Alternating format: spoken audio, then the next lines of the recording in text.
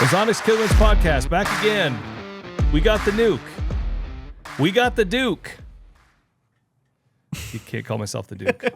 You can't self-appoint a nickname, but I don't care. Dookie Bahookie. Oh, that made it sound weird. I don't want to be called the Duke anymore. Well, let's just get right to it. It's officially here. What's officially here, Nicholas? Pre-rut. Woo-hoo-hoo!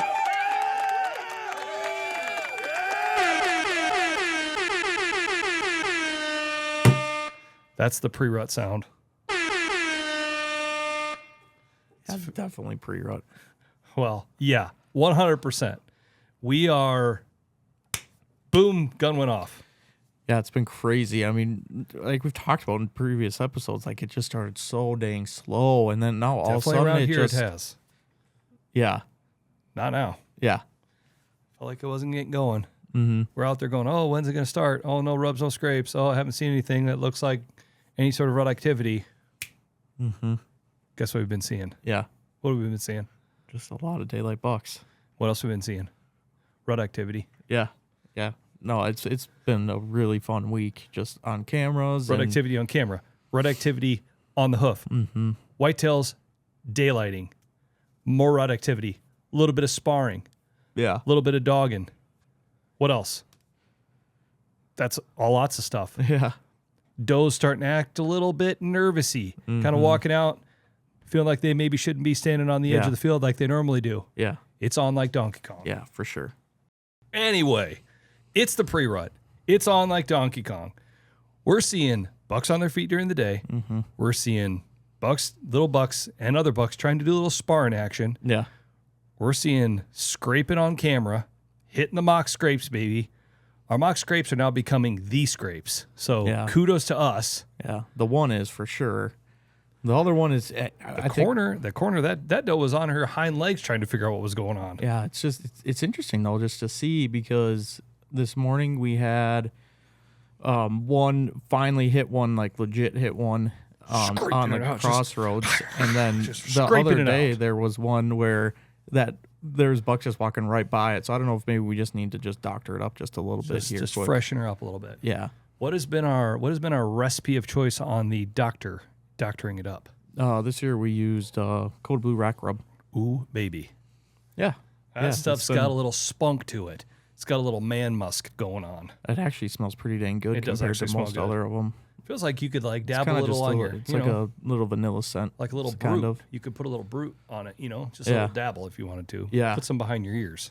But I think we just need to freshen a couple of them up. I think it'd be a really good time to do it. Yeah, no, yeah, we're definitely doing that Yeah. as soon as possible. Yeah, so that'll be good. But yeah, it was good. You should have seen Nick when he walked in my office today. He walked in and you would have thought that he maybe hit a scratch ticket or two, you know what I mean? Did a little pull tab action, you know? Yeah, Looked at the numbers, said, "Hey, good time to do it." So we did it, and guess what? You came in my house. You're all freaking out because guess what? We had a little buck on camera, just scraping it out, yeah. just And going it was to town. it was just a little buck, but I Hey. just think it's such a good sign just to see Yes. him do, like, actually scraping on it and whatnot. So Well, and I love that spot. yeah, I feel like at the end of the season, that crossroads spot, man, that could. If we're gonna give, I'm just deciding this on the fly that we're gonna at the end of the season we're gonna rank our spots in maybe our preseason what we thought, and then during season awards. yeah, I think the crossroads is gonna rank really high. yeah, I yeah, think that spot is gonna rank way up there. yeah. It's just in between kind of the southern half and the northern half of this piece. It's coming off of this, we call it the thermal hub, which has got a great bedding area off of it. It's hard to get into. The wind is wrong in every direction. It's Yeah. perfect for deer. They come off of that, and they're either going to go down to the right, off some kind of ridges into a bottom, into ag, or they're going to kind of wrap around this ridge to an amazing pinch point that we wish we could hunt. It's just kind of a crossroads, and Yeah. there's trails coming east-west. It's just where they end up kind of squirting through there. You know what I Yeah, mean? exactly. It's awesome. Yeah, yeah. We just got to figure out a stand to get in there that we can film out of.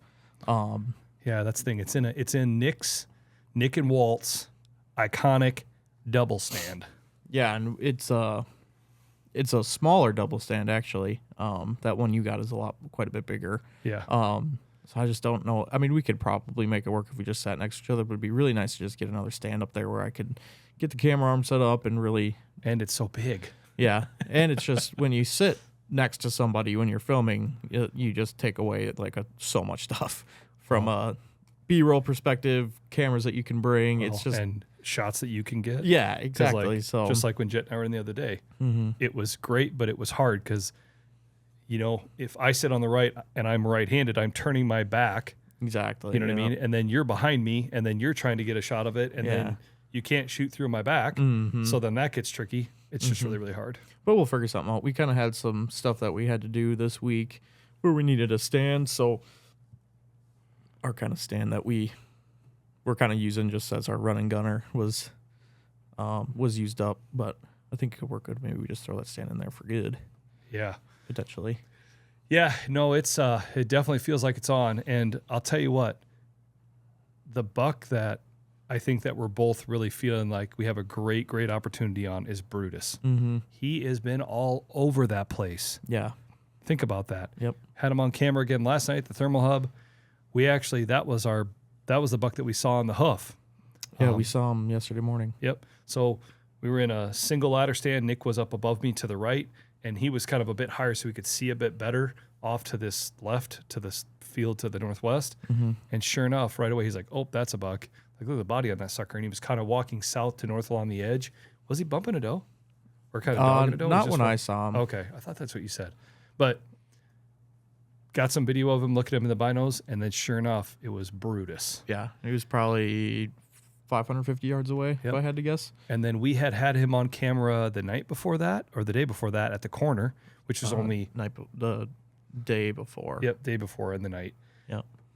150 yards from where we were sitting.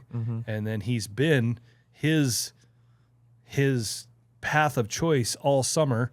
Seemed like he was really, really on the red moons we were seeing him was on the river, walking from west to east and then east to west. Yeah. We had him.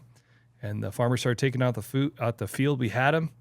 And now he's just kind of, you know what? It's the rut.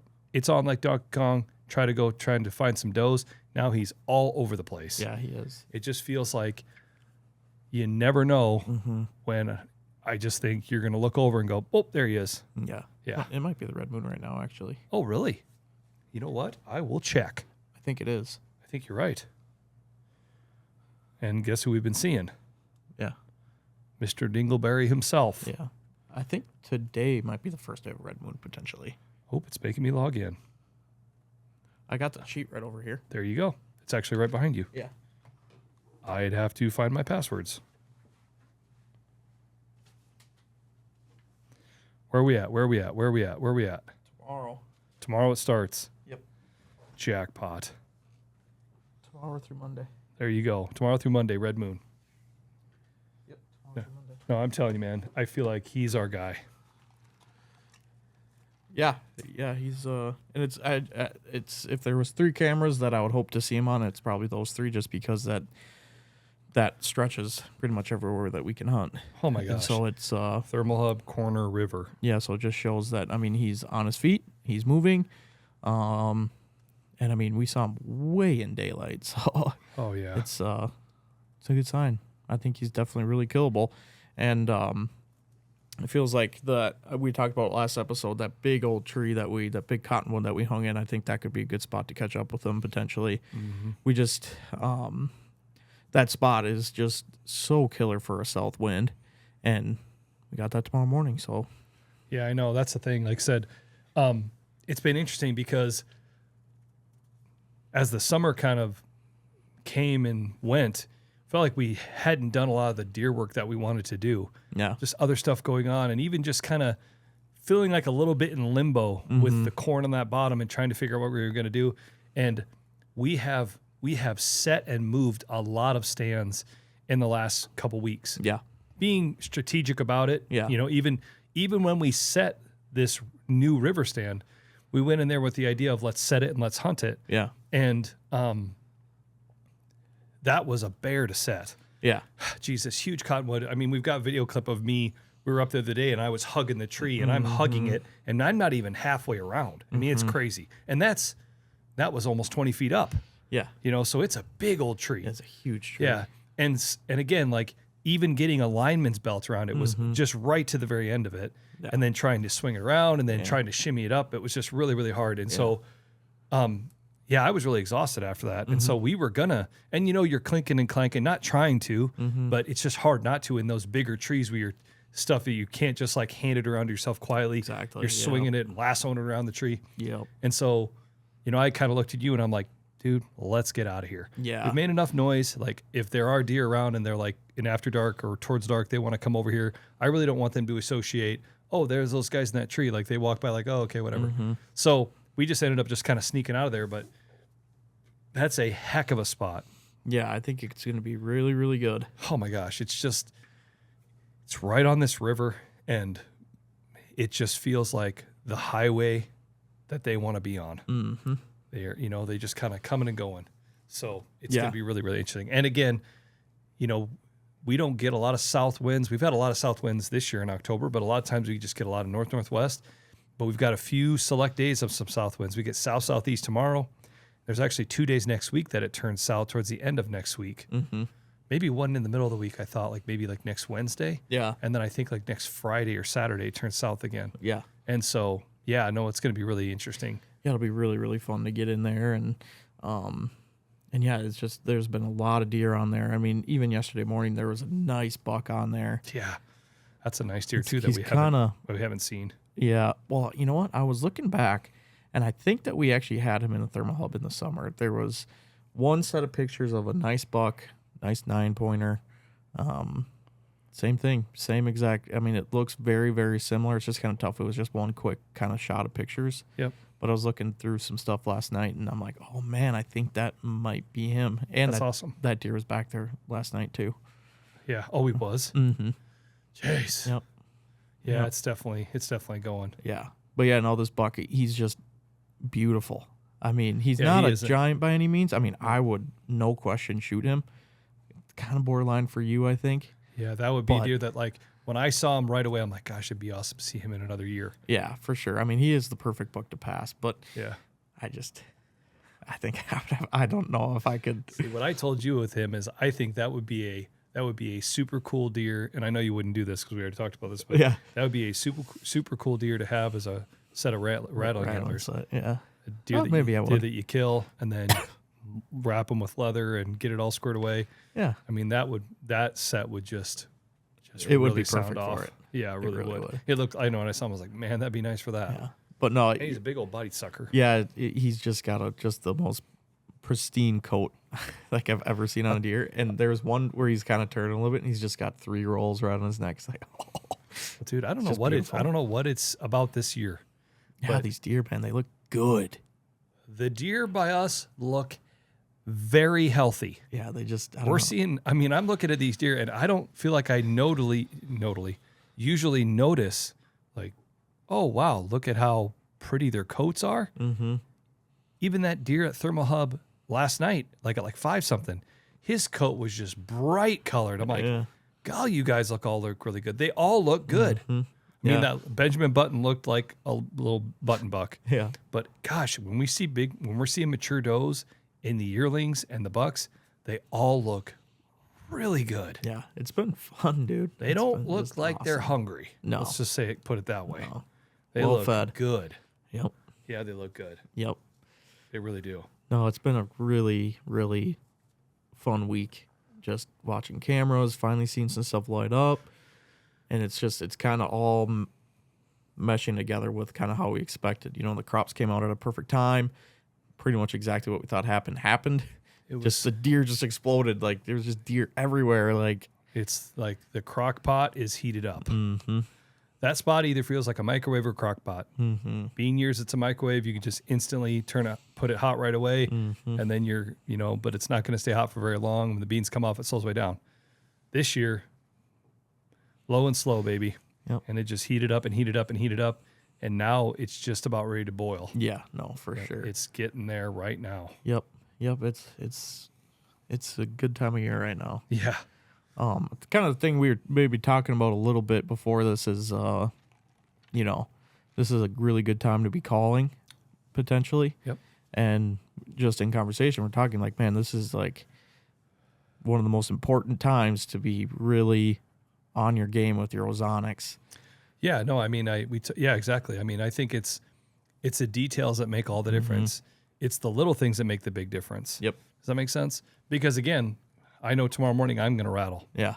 I mean, we watched those little bucks out there sparring, seeing what the bucks are doing, seeing how they're on their feet. They're looking. They're out there. They're kind of starting to cruise. It's getting to get to that point where they haven't found the doe that they're going to lock up against. Yeah. They're out there looking. Yeah. And so I definitely like the idea of rattling. Yeah. But we have to remember to talk about their eyes, their ears, their nose. Their eyes can trick them. Their ears can fool them, but their nose doesn't lie. Yeah. And so when you start to rattle, they're going to circle on that downwind side. So you have to be ready for that. Yeah, exactly. You know, when you start to rattle and being vocal and making noise, it can be a huge advantage. But if you're not careful, that advantage can turn into a quick disadvantage. Because, yeah, it's nice because you're hoping that something is – because whitetails are aggressive, right? Yeah. They're an aggressive animal, and so they'll I mean, obviously if there's something that's trying to eat them, they're going to run away. But Yeah. you know what I'm saying? So they hear rattling this time of year. It's like, hey, let's go check that out. What's going on over there? They're going to come in, but they're going to circle. So, yeah, you've got the advantage of, okay, you're already in a controlled situation where you could hopefully see him coming. But guess what? When he starts to circle, all of a sudden that script starts to flip back his way all of a sudden. Does that make sense? Yep. And so it is all about the details. The saying, football can be a game of inches. Man, if it can feel that way with whitetail hunting too. 100%. Feel that way with bow hunting. It can feel that way with an ozonics, right? Yeah. You got to make sure you have it set up the right way. And we always talk about this, and we pound this home. The height, direction, and angle of the ozonics. We're not trying to treat you when you're in the stand. We're trying to treat the odor coming off of you. Yep. If you're just putting that ozonics above your head and pointing it straight ahead, and that wind's in your face, that is wrong. Yeah. You need to have that pointed behind you. That's the downwind side. Yep. Figure out where the upwind and downwind side. Make sure you're exhausting that ozone on the downwind side. Yeah. Not worried about you, the odor coming off of you. Yeah, exactly.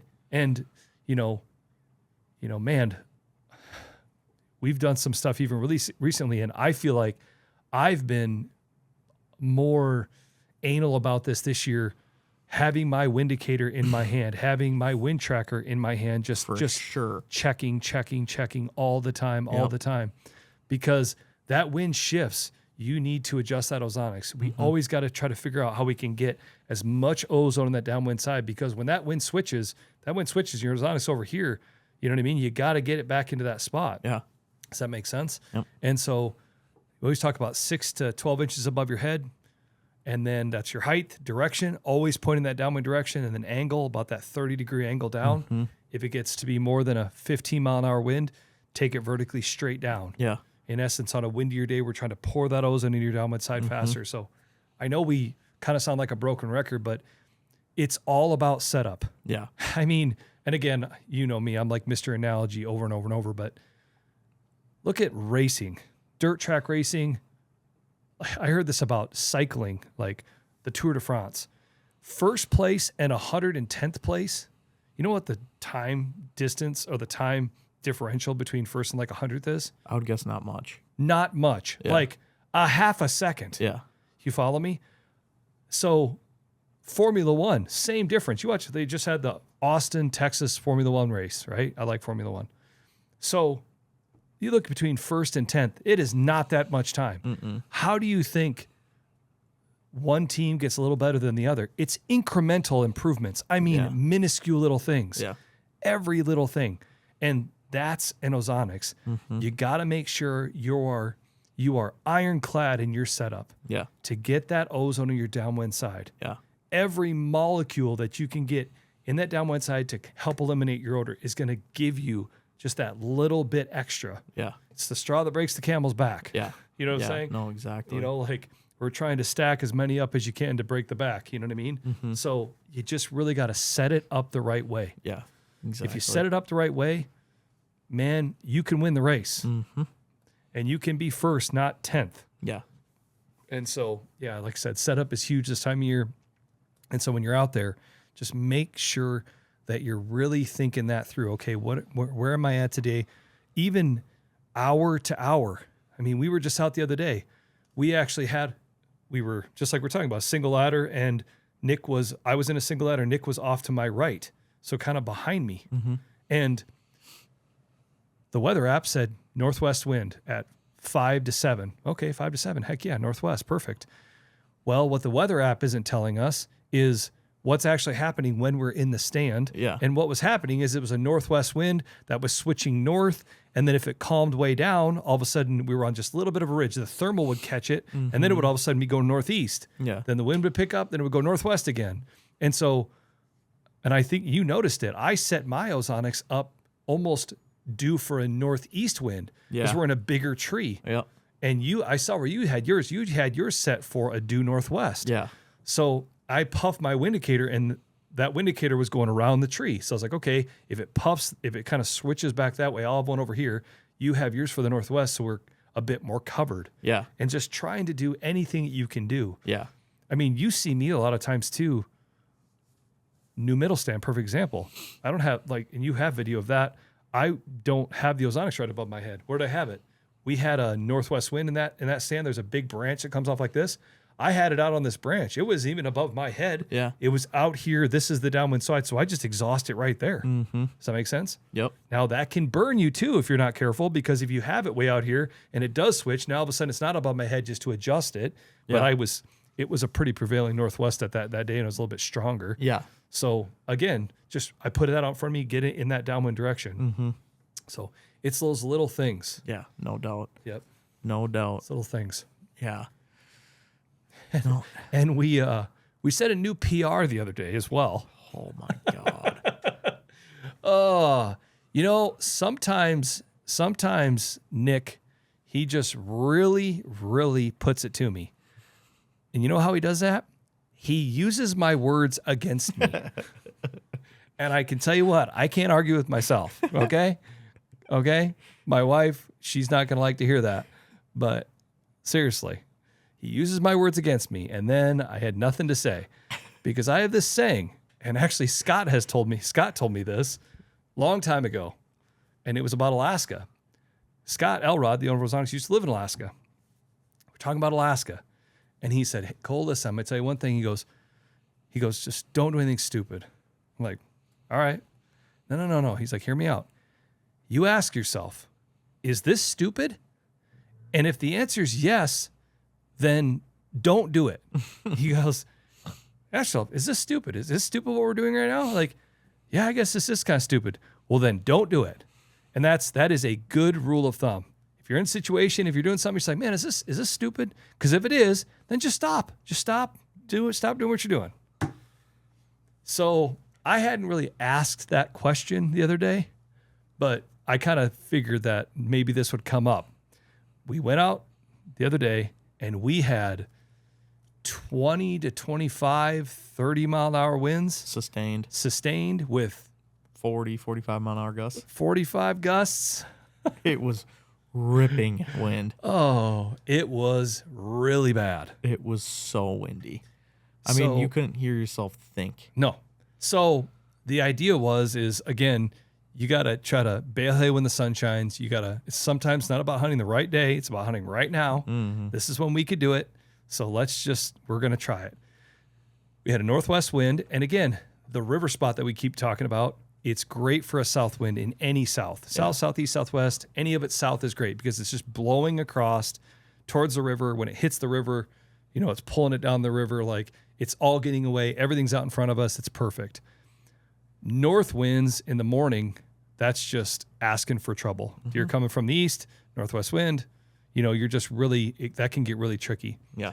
A northwest in the afternoon, that's where you can kind of play the edges game, right? Where you can set your ozonics up, and if I can give myself that little extra, that's where the ozonics really shines. And so I was like, you know what? Let's hunt it on an afternoon. Well, it was so windy.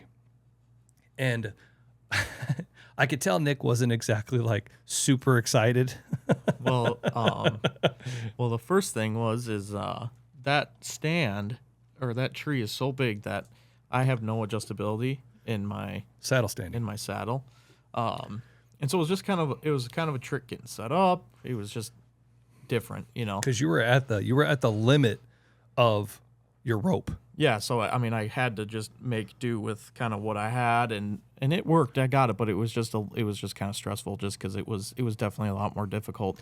So that kind of already had my brain just doing circles. You know what I mean? Just like, okay, I got to like rethink of how to do this, because you kind of get into a little bit of a rhythm and just like how you do things. Okay, I loosen it up now, get kind of lower, do my stuff, and it was just like, oh my gosh, I can't do any of that right now. It's just because this tree's so dang big. Oh, so as we're getting ready to leave, I'm like, the idea was if we get against that river, I call it like a wind shadow. I don't know what it's actually is. I always think of it like a wind shadow. Yeah. And I feel like I've experienced this a lot with turkeys.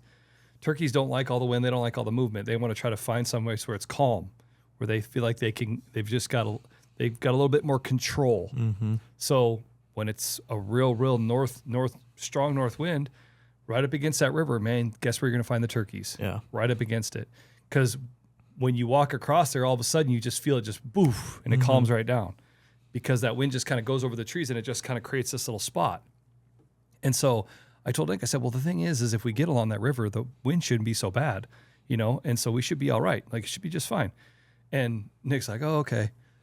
And so we got down there, and I mean, you rode the bike, I walked. You were almost getting bucked off the bike. Yeah, you could just feel the wind just kind of shift everything. So I walk, he rides. We meet there at about the same time, and you could feel it kind of calm down. I'm like, all right. And even when we kind of got it, it wasn't that bad. I'm like, oh, I'm like, heck yeah, this is actually perfect. Mm-hmm. So we get up in the stand, we get all squared away, we're setting everything up, and then it just flipped the switch, and the wind just picked up and picked up and picked up and picked up. Didn't calm down once, really. Didn't calm at all. It actually got windier. It got windier. Usually it's like, oh, you get towards dark and it get that little dusk and it starts to calm for a bit. No, it got windier. And then it would calm and you're like, oh, maybe we're past it now. And then it would gust even harder. Yeah. You could hear it coming through the trees too, like just roaring in the other trees down the way. And then all of a sudden, man, I mean, it was ripping. It was pretty crazy. So the only thing I can do in situations like that is just try to laugh. Yeah. So I'm laughing. I'm looking over Nick, and Nick ain't laughing. Yeah. And then he turned and he did what I said. He used my words against me. He looked and he goes, "Is this stupid?" I'm like, "Yes, of course it's stupid." I'm like, duh. And then he's like, "Well, is this safe?" I'm like, yes and no. Well, the thing that was crazy, that morning we were out there taking pictures and stuff, and it was windy there too. And we're just kind of sitting there, taking some pictures. We're just sitting there, and all of a sudden we just hear, just sounded like a dang gunshot, just so loud. And then you could just hear, it was like crack, and then Yeah. of the tree falling down, hitting all the other branches. I'm like, I have never heard anything like that before. That was eerie. Yeah. Hearing that. Oh yeah, dude. And that was before it wasn't even that windy at that point. No, it was a little windy. It was windy, but it not wasn't like the afternoon. It was probably 15 to 20 maybe. Yeah. But and that tree, it finally just gave in, and it was just one big crack. You're like, and Nick looked at me. I was like, oh my God. What was that? I was like, it's probably Bigfoot. You know what I mean? That was cool. Oh, no, it was really cool to hear. It was cool to hear that, just because Don't hear that very often. No, and when I heard it, I was like, is that really what I think it was? Oh yeah. It was wild. Yeah. It was way wild. So that was in Nick's mind as the afternoon came around. Yeah, and we're surrounded by dead ash trees, so we've got dead ash trees, which I'm pretty sure that tree that fell was a big old had to have been dead ash tree, because there's an ash grove behind. Yeah, and those are all dead as a doornail. It had to have been. Had to have been. Yeah. And the ones that are by us are like a little rough. Oh my gosh, it looks so bad. Well, you could start to see when they start to give it up too, because all the the higher branches start to break off, and you could see them start. There was a few that were hanging, and there was a couple creaks and cracks by us, and Nick was Johnny on the spot. He's like, "Oh, what was that?" And I was like, "Oh, that tree's probably gonna fall here at some point." I mean, just you got your lifeline on, right? Just jump out of the way. Get close to the tree. Yeah. The good thing about that cottonwood is it was so big that thing wasn't hardly moving. No, there was a couple times that swayed pretty decent. Yeah, a little bit. But for the most part, we were fine. Yeah. But yeah, we saw some deer. Yeah. It was, gosh, I feel like I'm so excited, and it creates this, like, I don't know, this isn't the right word, but just a level of impatience. Yeah. That it's like an itch that I can't scratch. Right. Of like, I mean, you hear me in there. Come on, dear. Come on. Yeah. You know, come on. And I think for some people, like when we go to the shows and like buddies that I have that live out west, that's what they're like. Yeah, man, I couldn't do it. Yeah.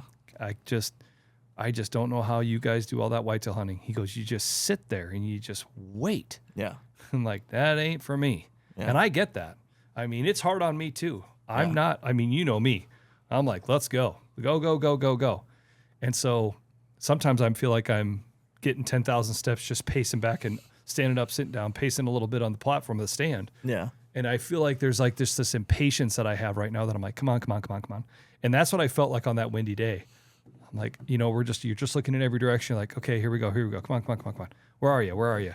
And they just never felt like they were going to step out. Yeah. And then right at 10, 15 minutes before last light, it just all of a sudden, boom, there they all were. Deer kind of all over. Yeah. So, but yeah, no, and it's definitely getting close. Yeah. Like I said, we're definitely in the pre-rut. Even on that windy day, we saw just a couple small bucks, just rut activity going at it. Yeah. Yep, rut activity. Yep. And so it's gonna get good. Yeah, exactly. Yeah, it was funny. So today we're shooting this on October 23rd. Yep. And I told my buddies in my group chat, which only like 3 of them hunt. So October 23rd, my favorite day out of the year to hunt. And like all my buddies are like, "What are you talking? You have a favorite day to hunt?" I'm like, "Yeah, I don't know. I shot a nice buck on last buck I shot was on October 23rd, and I said I just feel like I always have good luck. It's a fun time of year, pre-rut, Yeah. callable, bucks running around." They're like, "Oh, how's October 24th gonna be? How's October 25th gonna be then?" I'm like, "Sorry, I have a favorite day to hunt, guys, but it is." And it was awesome too because we had cameras lighting up all over. We had Brutus on a new camera. Never had him on camera there. Our cameras at home in Wisconsin are just lighting up right now. I actually just got a text from my dad. He said, "There's for sure a hot doe up there." I'm like, well, get up there, dude. Yeah, they are definitely ahead of us here. Yeah, because I mean, man, we've had like 3 new bucks show up in the last 2 days there. Hey, that's another thing. We got an update. We got an update on Benny. Oh yeah. Yep. That's big. Yep. I'll get to that in like 2 seconds. Okay. Sorry. But we got this buck show up. I mean, he's just a tank. Dad says it's a generational buck, he says.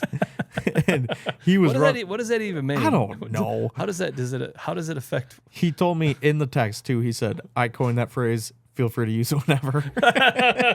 He coined it generational deer. Yeah. And he was on 2 cameras just at like 9:30. Oh, that's funny. Man, and he's just a beautiful, beautiful buck. He's a big deer. But I'm telling you, man, October 23rd, dude. I mean, it's a great day to be out there. No, you're not wrong. Like you said, I feel like the rest of the year, I kind of think about November in the teens. Mm-hmm. You know what I mean? For some reason, that's just really where my mind always goes. But there's a lot to be said about the pre-rut. Mm-hmm. And it's a fun time. And at times it can feel like a more huntable deer. Yeah, for sure. Does that make sense? Yep. Like a more huntable deer that just is a little more apt to make a mistake or just put himself in a really bad spot. For sure. Yeah. Good buddy from back home shot a tank last night. And there's been a lot of good deer shot already. Oh yeah. There's been a lot of deer good shot already. Mm-hmm. There really has been. Yep. Last year it felt like it was like, oh, is it ever going to start? Is it ever going to start? Yeah. It's definitely started here.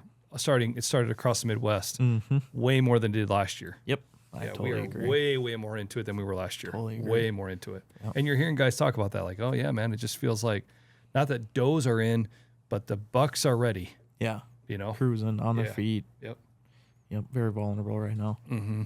No, absolutely. But yeah, like Cole just stated, Benny's buck. He showed back up on camera at like noon the other day. Noon. Like totally fine. Looked like a high shoulder, right? Looked like high shoulder. Yep. Yep. And that's kind of what the dog tracker kind of suspected after, not finding it. It was like, man, after all this, it just feels like you probably were just a little bit higher and a little bit more forward than you thought. That's exactly what it was. In the picture, you can only see like half of the wound, but it's for sure where he hit him. But yeah, high shoulder, and he was daylight as could be, running around. So it's good news. I mean, I think it was a big weight off Benny's shoulders. I mean, obviously he's still really bummed that it happened that way, but at least he's still got a crack at him. So no, they're pretty resilient animals. Mm-hmm. Yep, no doubt. Yeah, like I said, if you don't hit them in the heart and you don't hit them in the lungs, you know what I mean? Yep. They find a way. Mm-hmm. I mean, you hear stories like that all the time of guys that'll open up whitetails and have a lung collapsed. Yeah. Basically have the lung like up against their rib cage, not even doing anything, running around with one lung. Yeah. Well, I mean So the last buck I shot was October 23rd of 21, I believe. And then that gun season, I had another chance at a really nice buck. I had the 270 during gun season, shot him, and he hit the ground like a sack of potatoes. I'm like, oh my gosh, I just shot the biggest buck of my life. Like, for sure, no doubt. Super fired up. He's sitting there kind of doing the crappie flop. I'm like, oh, he's dying for sure. Next thing I know, he's just sitting there with his head up. I'm like, oh, I'm going to try and put another round in him. Miss. Like, I'll just get down and go and, do the deed, finish him off, put him out of his misery. Walking up there, he gets up, runs away. I shoot and miss again, and that was the last bullet I had. Well, he shows back up, and my neighbor, like a mile away, gets him on camera. I'm like, oh my gosh, that's a deer I hit for sure. He ended up killing him the next year in gun season, and when he was caping him out, he found a whole bunch of stuff kind of up in his shoulder and stuff, and just goes to show, man, these deer are freaking tough, dude. Yeah, it's been years ago. I kind of had the same situation. A bit of the way. Shot a deer with my recurve, walked in from behind me. He walked in so I could see his right side, head to the right, butt to the left. Walked in, macked at him, pulled back, shot him with my recurve, hit him good, ran off, crappie flop. I get up there, and you could just smell. I was like, whoa, that's weird. What's up with that? I'm kind of looking at it, flip it over. Well, here it had a big wound. Yeah. Like, it was high and in front of the shoulder. So, like, kind of his lower neck. Yeah. Lower neck, upper shoulder, kind of high, kind of almost towards his spine, but below his spine. And, looked like he'd either gotten gored or hit with an arrow. And it kind of looked like an arrow to me. Yeah. Just because of the way it was cut, you know what I mean? But you never know. I'm pretty sure there wasn't anything left in there, but it was all pussy and scabbed up, and it was like dripping down its leg, and and when it would like move it, like after I looking at it and then like moving its left leg, you could see how his like shoulder blade was coming up right along there. Ooh. And I think that's what kind of kept it open. Is it was like every time he walked, it like kind of split it open. Yeah, exactly. Gosh, it's like, just terrible, man. Like, ouch. Yeah. It's crazy. I mean, they just have a drive to survive. I mean, they like any animal, like anything, right? Like they, so it's pretty crazy. It is. It's wild, but yeah, like I said, I mean, awesome that he's still alive. Yep. He's still kicking. Yep. Still kicking good. So. Yep.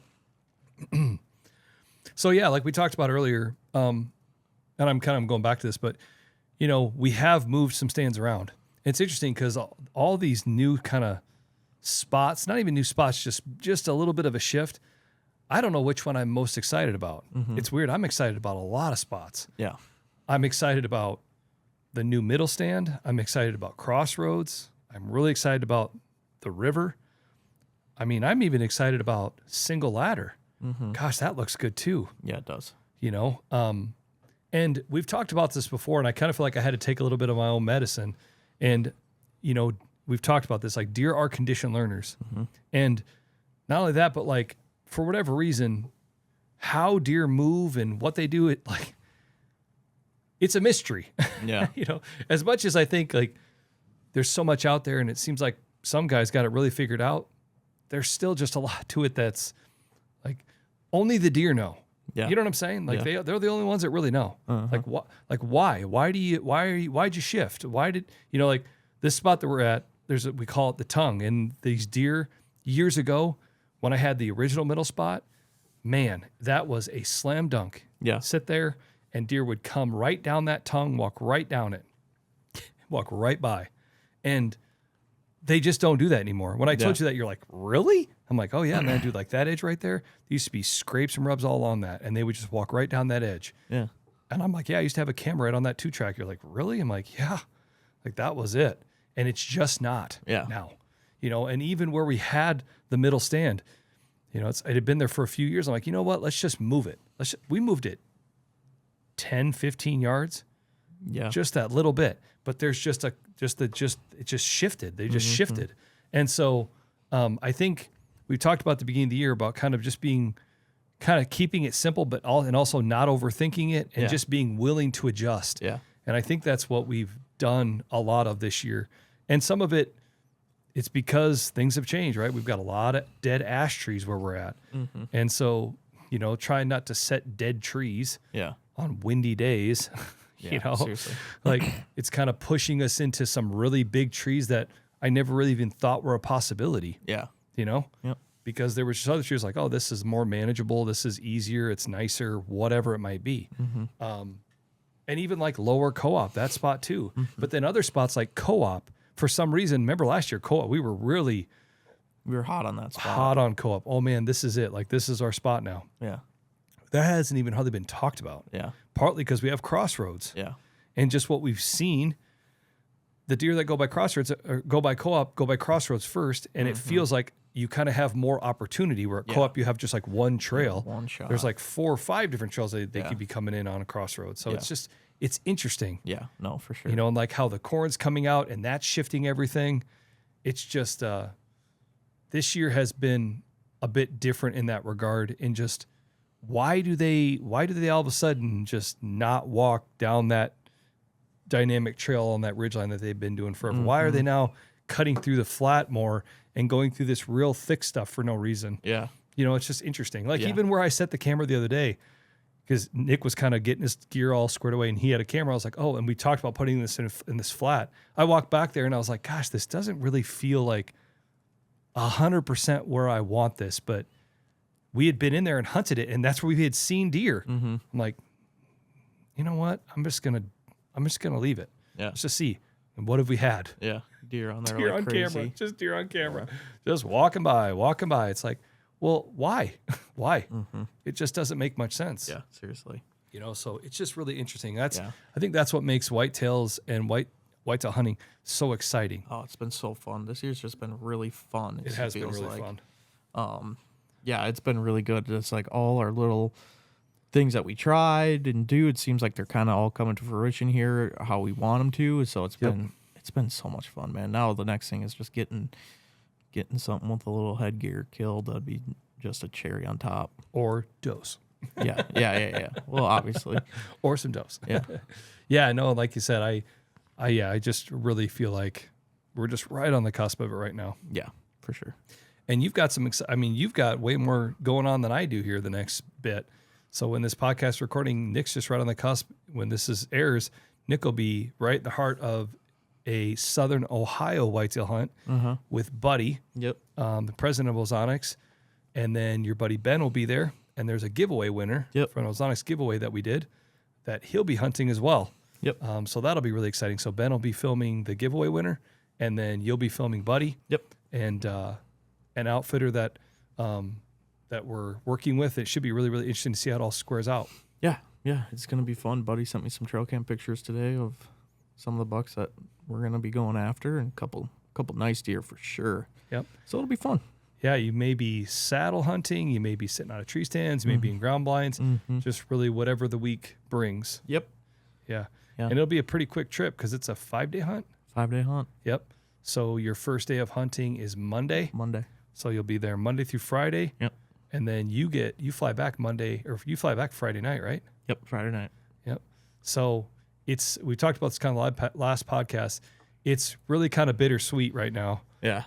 like a really bittersweet feeling for the two of us because, like I said, we've really been planning for the rut. Yeah. For now. Yep.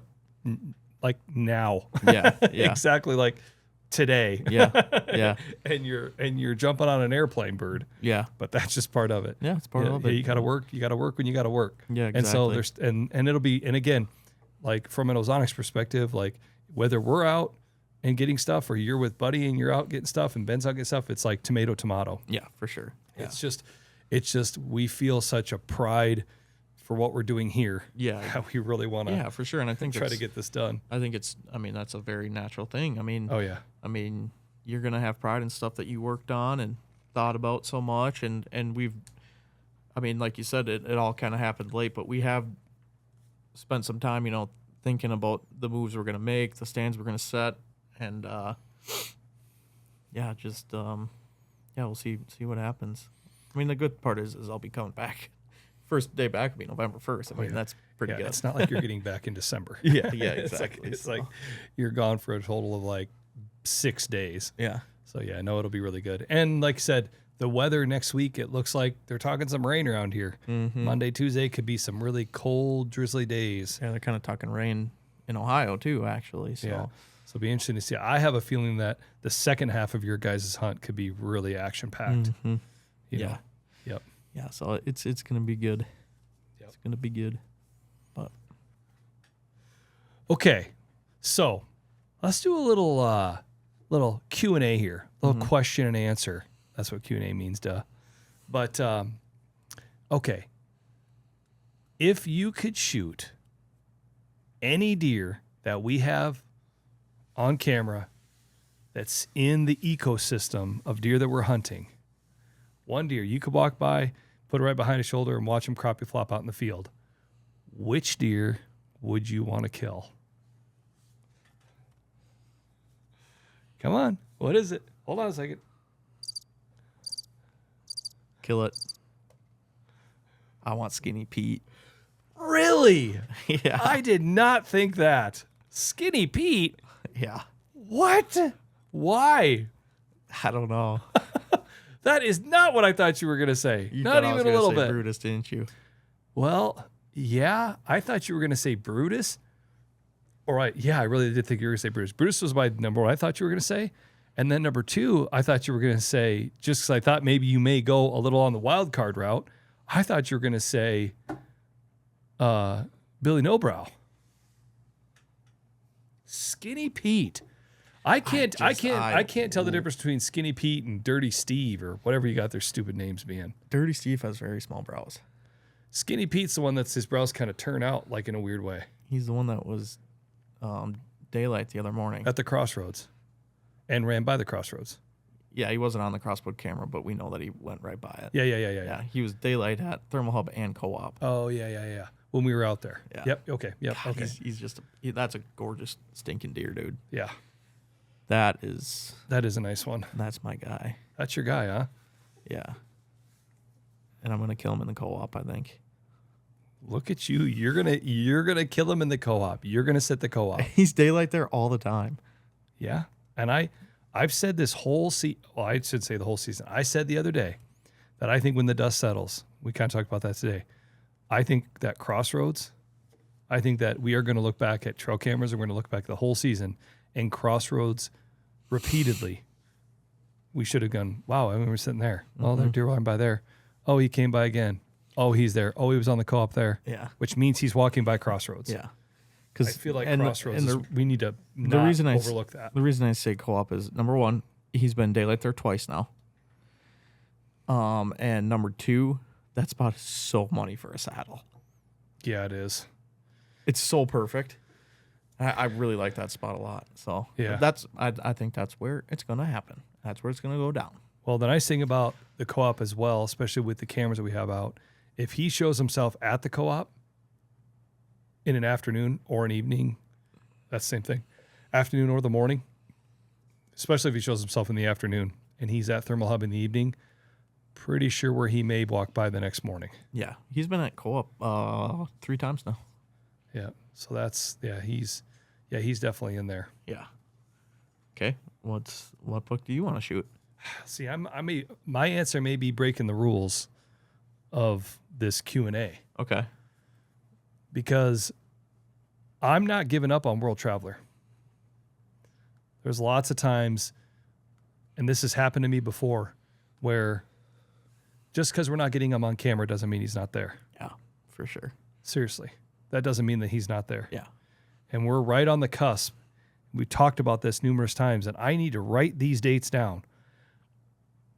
When we saw him at the middle last year, I'm going back there that day. And the other years that I saw him at the middle, we're going to figure that out, and I'm going back there then too.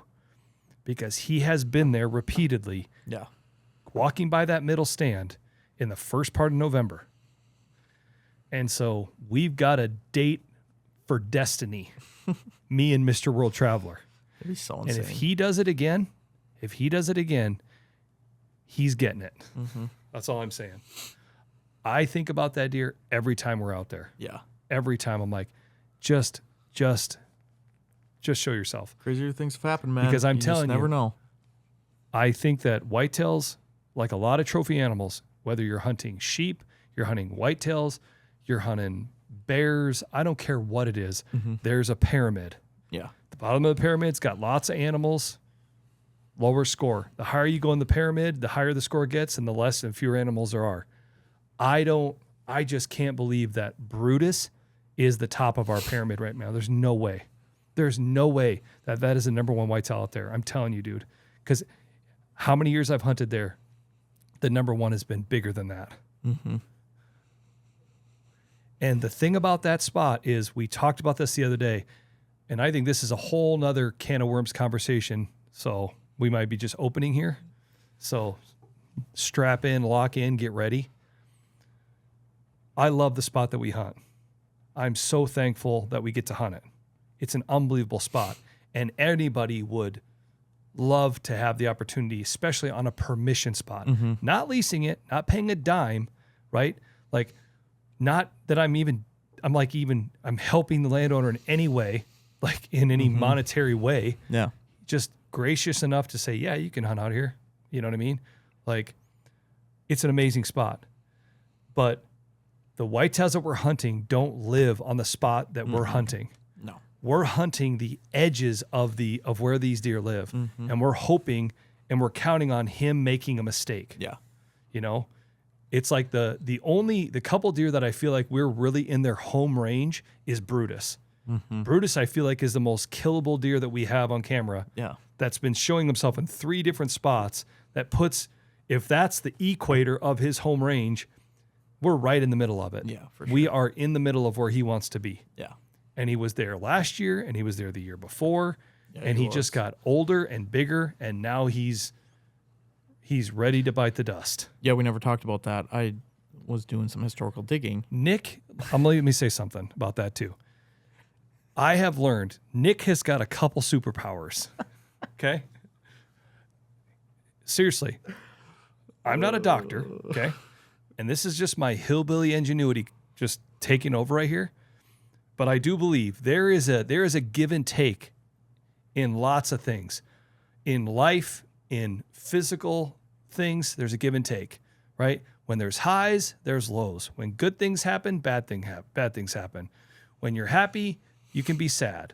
When the sun shines, it's going to eventually rain. And when it rains, the sunshine comes back out. So physically, one of the things that just Nick has to deal with and just has to grit it out every single day of his life is he has stupid diabetes. The dumbest thing. On top of that, why don't they come up with a better name for diabetes? That's the dumbest name. It makes you seem like you're like 100 years old. Oh, I got diabetes. You know what I mean? Why don't they call it like a cool name? You know what I'm saying? Like diabetes just sounds terrible. Even say the word diabetes. Yeah. Like what the heck? You know what I mean? It's a terrible name. It's a terrible name. I wouldn't even call it that. I would seriously make up my own name. We're going to call it like something else. We're going to come up with a name. We're not going to call it diabetes anymore. That's the stupidest name. I hate that name. Every time I say it, it just makes me mad. You deal with diabetes, right? But you got a couple superpowers because you have diabetes. Okay? All right? And I'm telling you, superpower number 1, you have unbelievable eyesight. It drives me mad. The other day, he did it again. He did it to me again. I've been on a mission to be the first one to see deer, see anything that moves out in the woods. What does Dingleberry do? Sitting the wrong direction goes, oh, there's a coyote. I had been looking there for the last 15 minutes. I didn't see a thing. Here's this coyote running down along the river. I had to put my binos up to see it. And you're just like, oh yeah, look at his black on his tail. I'm like, what are you talking about? You just see it out of the, just right away. Boom, there it is every time. You have eagle eyesight. You probably have like 40/20 vision. Okay. But the other thing that's your superpower is you have like a whitetail encyclopedia in your schnoggin. When you see a whitetail, you can recall the most ridiculous things. Oh, every time the patented phrase from Nick Simon, oh, we got that deer on camera. I'm like, when? Oh, 3 years ago, end of February. Yeah. He was down at the corner. It was 72. It was 7 below, and it was a northwest wind, and there was some tracks on the ground of a raccoon that walked by 10 minutes before that. I'm like, what are you talking about?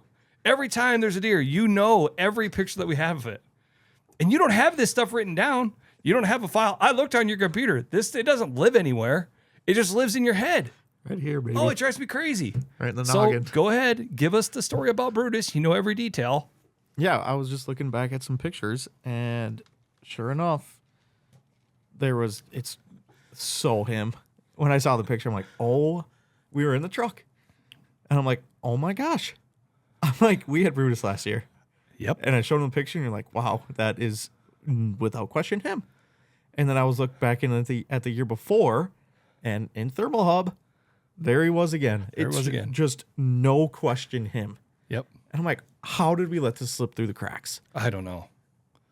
And how old is he? That's the other big thing. His body says he's old. His body says he's 5. He's got a massive body. I mean, that when I saw him yesterday, I said, that's a big deer. That's for sure a buck. He's 100% 4.5. Yeah. 100%. I mean, he's 100% 4.5. When you can tell from 500 yards away, like when I saw him, I'm like, all I could see was the body right away. And I thought I could see rack. Yeah. And I told Cole, I'm like, give me your binos right now. I'm like, that's a big deer. Like, that's got to be a big buck. Yeah.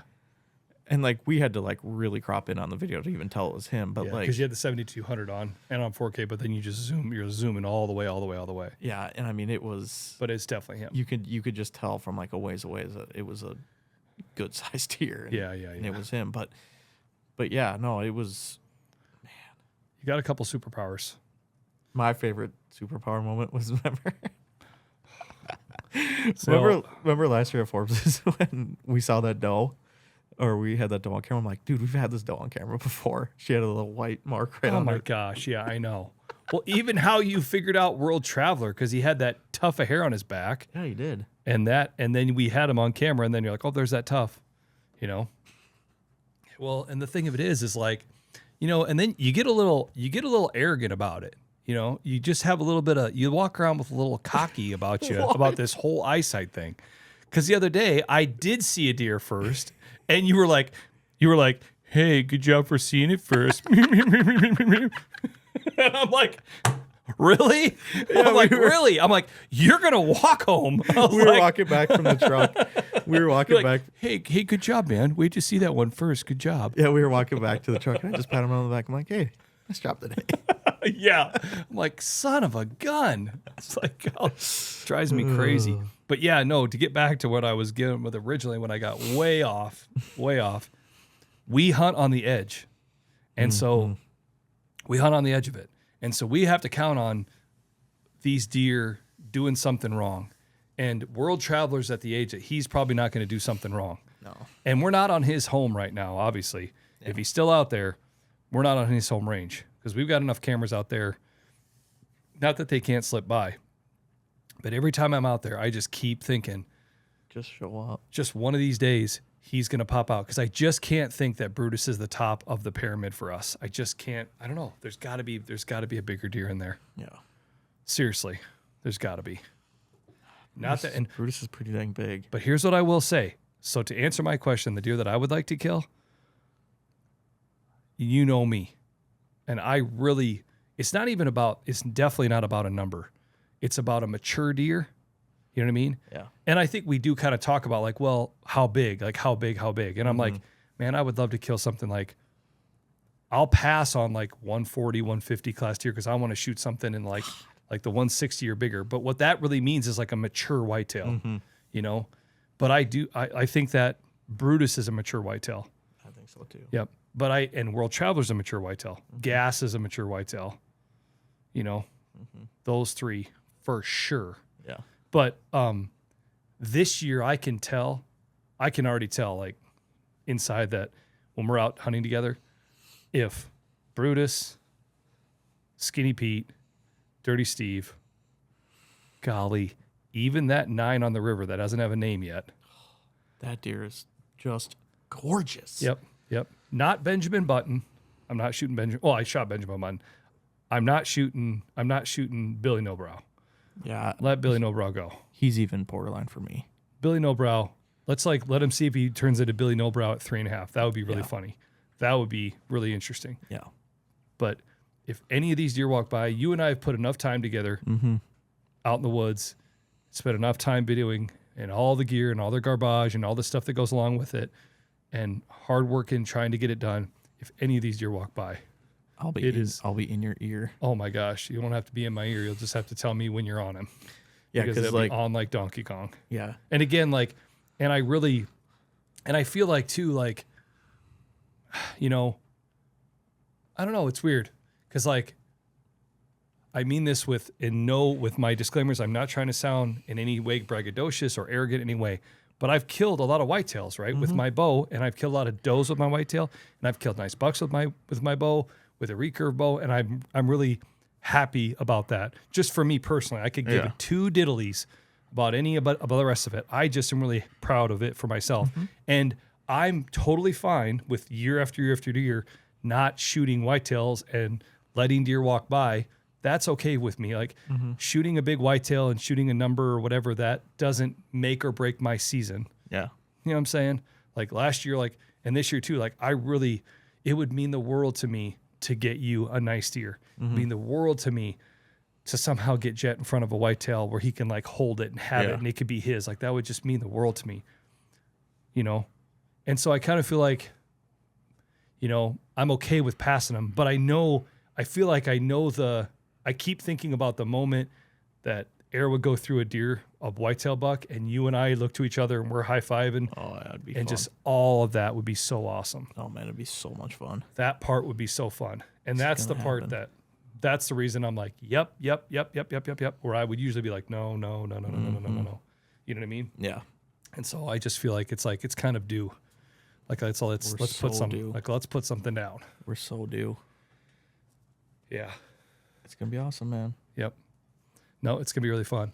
I hope, and I hope, and I don't hope that it happens while you're gone. No, man, that would stink. I keep saying it would be stink, but it's like, gosh dang it, like I'm gonna be in Ohio hunting. Like it's not like I'm on like a trip like where I can't. At least I'll be hunting. Oh no, you're gonna, and it's gonna be really fun. Like I said, that's like I said earlier. That's what's so hard is like, you know, it's like we feel like there's just like we're so invested in doing this here. Yeah, exactly. And it's hard to pull away. But it's gonna be really good what you're gonna go do there too. Yeah, it'll be a blast. And however it works out, it works out. Yeah. And honestly, dude, that's the other thing. Like, and I'm not gonna lie, like secretly, I honestly kind of hope it really does happen while you're gone. Really? Yeah. Why? Because if I shoot one while you're gone, guess what you're doing the minute you get back until you shoot one? I'm serious, a heart attack. And here's what'll happen. I hate hunting on camera. You don't even have to talk. You don't have to say a thing. You don't have to look at the camera. I won't even film you. But guess what? When a deer walks by, we're getting it on video. And I will have my bow in the tree stand. And if a doe walks by and you don't want to shoot it, I will be saddle standing, hanging off a tree limb, and I will shoot that bugger. Yeah. But part of me kind of hopes that I do kill one while you're gone, because then it's going to be like, grab your bow, here we go. Yeah. Seriously. I mean, honestly, I feel like that could be really, really awesome too. Yeah. Or we just go kill him tomorrow morning. There you go. I'm telling you, dude, I have a feeling about that southeast wind. I do too. And I have a feeling about that river spot. And the tricky thing about that is we have to be on it there. I know. On it. Because in the afternoons, when they come from the west, it's no big deal. Mm-hmm. But when they come down that edge to the east, the way that brush tree is right there, you can't see anything until they're at 25 yards and they are coming through. Yeah. That's the other bad thing about that too in the morning. And when they come from the east, they're quartering to so bad. Yeah. They're quartering to so bad. So yeah, it's going to be really interesting. But I really like that river spot. I know. It'll be fun. I'm excited really, to get really in there like tomorrow. that. Nope, it's going to be good. All right, let's wrap it up. Hey, Yep. moral of the story, it's on Lake Donkey Kong. The pre-rut is here. The rut is right around the corner. Bucks are doing their thing, starting to heat up. If you got the time, get out there. Get out there, man. Make sure you got that ozonics set up the right way. Yep. Make sure you're being safe. Make sure you're putting a harness on. I know I keep saying that, but I think that's important too. Yep. Good luck out there. Thanks for watching another Ozonics Killerwinds podcast. The Nuke, the Duke, over and out. See you next week. Stay classy.